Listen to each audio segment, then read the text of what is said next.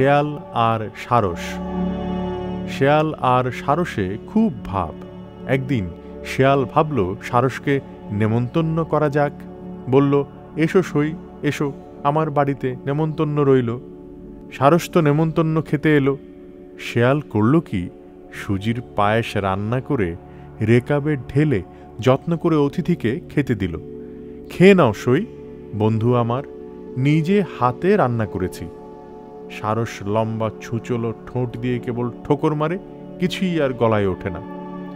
ইতিমধ্যে চেটে পুটে সব পায়েস নিজেই শেষ করে দিল শেয়াল।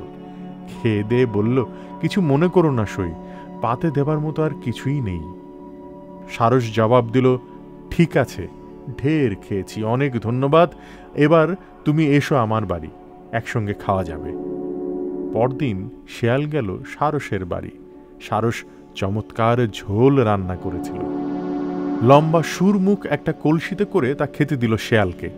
খাও সই, খেয়ে নাও, এইসব আর কিন্তু কিছু নেই। কলসির মধ্যে শেয়াল মুখ ঢোকাতে চেষ্টা করল।